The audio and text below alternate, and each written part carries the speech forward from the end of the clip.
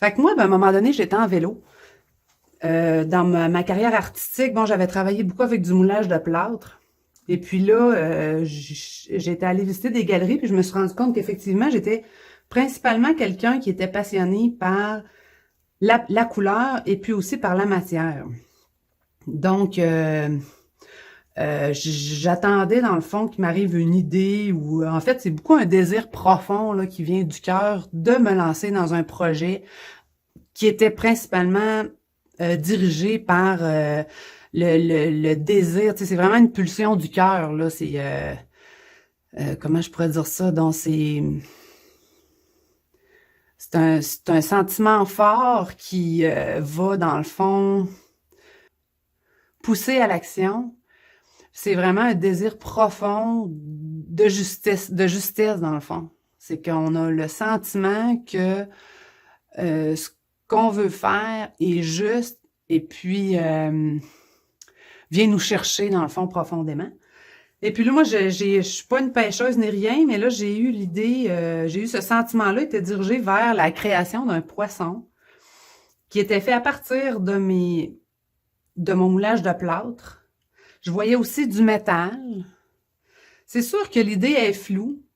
Puis, en rentrant dans l'action, en commençant à le faire, ben, il y a des choses qui se précisent des fois pendant la nuit ou à des moments où on fait d'autres choses, où on a les yeux fermés, où on est dans notre douche. Là, tout à coup, il y a une solution qui nous est proposée face à notre problème.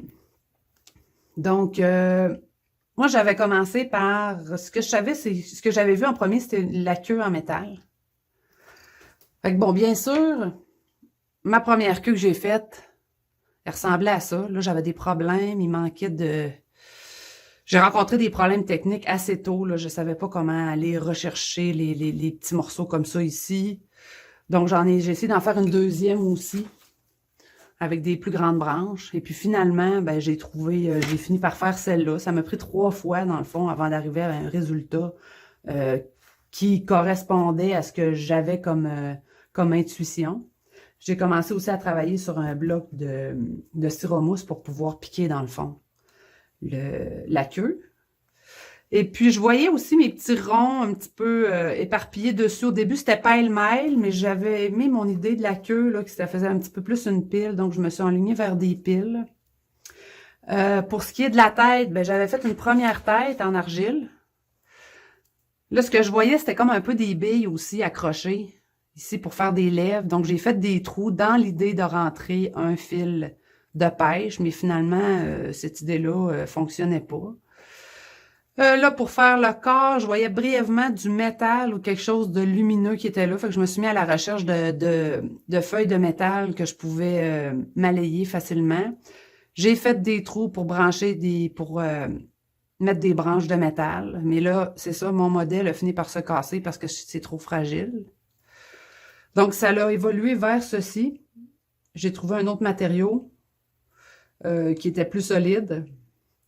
Ensuite de ça, j'ai changé mon approche au niveau du métal ici. Parce que vous voyez, au début, je me demandais comment j'allais faire des nageoires. Finalement, en y repensant. Donc, c'est un processus qui est quand même lent parce que les réponses aux questions, on les trouve à des moments qui sont en dehors de l'action concrète liée à l'objectif, dans le fond. Donc, j'ai commencé à mettre... finalement, j'ai mis la nageoire ici, que j'ai rentrée. Puis aussi, je voyais la suite du projet en dessin, dans le fond. Donc, j'ai fait une première esquisse ici. Là, vous voyez, c'est de la recherche de lignes. Hein? On cherche des lignes. L'idée est floue. Puis là, on fait un petit bout de chemin. Je suis pas tout à fait satisfaite. On laisse reposer. Là, à un moment donné, j'étais couchée sur le divan. Puis là, j'ai vu la nageoire apparaître qui descendait plus bas au niveau de la tête. Et là, maintenant, ben, je vais en faire une troisième parce que je trouve qu'elle n'est pas assez haute ici. Je vais lui donner une autre forme. Donc, c'est de la recherche de lignes plus que d'autres choses. Et puis là, ben là, j'en suis rendue ici à mes petits ronds. Bon, j'ai voulu au début faire un trou pour les faire tenir.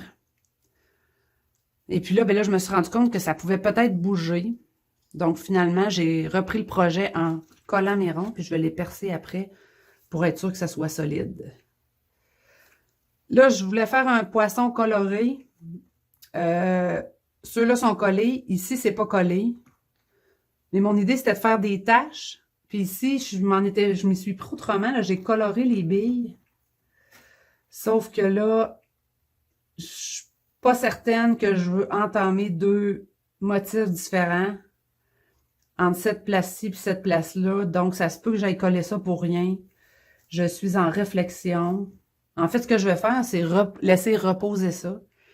Et puis, à un moment donné, la réponse, dans le fond, va arriver. Dans le fond, la réponse, c'est quelque chose de juste. C'est quelque chose qui va répondre, qui va être en harmonie avec l'idée qui est en arrière, dans le fond. C'est en harmonie avec l'idée, c'est-à-dire le poisson que j'ai dans ma tête qui est flou, mais qui va avoir un certain esprit aussi, qui est matérialisé dans la matière. Puis l'idée, c'est de trouver les moyens d'en arriver à ça. Puis le processus, c'est vraiment essai, erreur. Et puis c'est à ce moment-là que je fais le lien un peu avec l'apprentissage aussi sur le terrain, les méthodes pédagogiques qui permettent de résoudre des problèmes par essai-erreur aussi, qui va avoir un impact sur le développement du potentiel créatif. Tout simplement parce que plus on se rend compte qu'on a la capacité puis qu'on est capable de trouver des solutions, plus qu'on va être capable de s'engager dans des projets et puis dans des activités dans l'inconnu, dans le fond, sans savoir ce qui va se passer. Puis on va prendre confiance au fait qu'on est capable de s'en sortir, ce qui va faire diminuer en même temps l'anxiété, parce que c'est ça, ça a un impact sur la confiance en soi, en fait, puis son potentiel de résolution de problèmes. Donc, c'est ça. Merci.